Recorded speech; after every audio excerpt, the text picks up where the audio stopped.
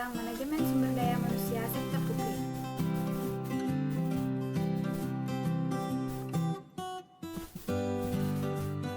Nilai-nilai fundamental dalam sektor publik.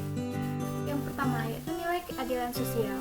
Nilai ini sangat penting sekali dalam organisasi publik karena tujuan utamanya adalah masyarakat, bukan golongan tertentu saja. Dalam organisasi publik atau birokrasi harus bersifat netral agar tidak melayani kelompok-kelompok tertentu saja. Yang kedua yaitu nilai political responsif, ialah di mana pemerintah diharapkan lebih responsif terhadap masyarakat dan peka terhadap kebutuhan-kebutuhan masyarakat. Istilah politikal berhubungan dengan berbagai interes atau kepentingan masyarakat. Dalam hal ini dihubungkan dengan alokasi atau pembagian jabatan. Yang ketiga yaitu nilai efisiensi. Nilai efisiensi ini sangat penting dalam organisasi publik, tidak terkecuali karena merupakan standar utama keberhasilan organisasi. Menurut Thomson dalam Perry, organisasi bisa dikatakan efisiensi apabila mampu menghasilkan output dengan biaya rendah. Jadi, efisiensi adalah perbandingan antara output dengan biaya. Berdasarkan definisi di atas, terdapat dua komponen utama dalam efisiensi, yaitu output dan biaya. Untuk mendapatkan efisiensi, kita hanya bermain pada kedua komponen itu.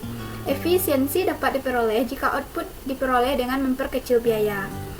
Efisiensi sangat erat kaitannya dengan SDM, karena SDM merupakan titik sentral organisasi. Jika organisasi berkualitas, maka akan dapat meraih nilai tersebut. Hubungan antara nilai dan fungsi dalam aktivitas SDM. Yaitu nilai keadilan sosial, fungsi pengadaan dan aktivitas affirmative action. Nilai keadilan sosial merupakan nilai baru yang mulai mendapat perhatian dalam berbagai kebijaksanaan, terutama pada sektor publik. Pada tahun 1960-an dan 1970-an, penekanan nilai keadilan sosial dalam berbagai bentuk keputusan yang berkaitan dengan lapangan kerja di sektor publik. Fungsi pengadaan atau procurement. Sumber daya manusia merupakan aset utama organisasi yang menjadi perencana dan pelaku aktif dari setiap aktivitas organisasi. Affirmative action ini mendasarkan diri pada nilai keadilan sosial dengan cara merekrut, mempekerjakan, dan mempromosikan orang dari berbagai kelompok masyarakat sesuai dengan persentase jumlah penduduk masing-masing kelompok tersebut.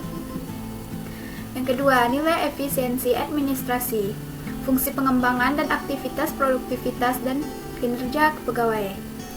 Efisiensi, penyediaan layanan yang lebih baik dengan sumber daya yang tersedia. Menurut Simon, mengemukakan bahwa prinsip umum yang terdapat dalam literatur administrasi publik klasik adalah sebagai berikut. Efisiensi administrasi adalah hasil dari pengelompokan pekerja untuk tujuan pengendalian berdasarkan tujuan, proses, klien, dan tempat.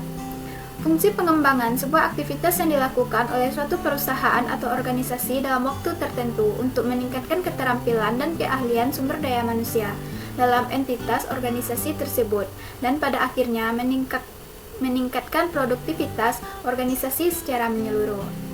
Yang ketiga yaitu nilai hak-hak individu, fungsi penghargaan dan sanksi aktivitas disiplin. Penghargaan adalah pengakuan atas presentasi atau masa kerja karyawan berupa promosi, jabatan, kesempatan mengembangkan diri atau tanda komitmen dan kesetiaan, serta penghargaan dalam bentuk lainnya. Sanksi adalah hukuman atas pelanggaran disiplin kerja dan kode etik yang dilakukan karyawan dalam bentuk teguran, peringatan tertulis, skorsing dengan tujuan untuk memperbaiki dan mendidik karyawan yang bersangkutan, serta pengakhiran hubungan kerja apabila karyawan sudah tidak bisa bekerja. Disiplin adalah suatu alat atau sarana bagi suatu organisasi untuk mempertahankan eksistensinya. Hal ini dikarenakan dengan disiplin yang tinggi, maka para pegawai atau bawahan akan mentaati semua peraturan-peraturan yang ada, sehingga pelaksanaan pekerjaan dapat sesuai dengan rencana yang telah ditentukan. Disiplin berfungsi mengatur kehidupan bersama dalam suatu kelompok tertentu atau dalam masyarakat. Dengan begitu, hubungan yang terjalin antara individu satu dengan individu lain menjadi lebih baik dan lancar. Disiplin juga dapat membangun kepribadian seorang pegawai lingkungan yang memiliki disiplin yang baik, sangat berpengaruh kepribadian seorang. Lingkungan organisasi yang memiliki keadaan yang tenang, tertib, dan tentram sangat berperan dalam membangun kepribadian yang baik. Sekian presentasi saya hari ini. Saya ucapkan terima kasih. Wassalamualaikum warahmatullahi wabarakatuh.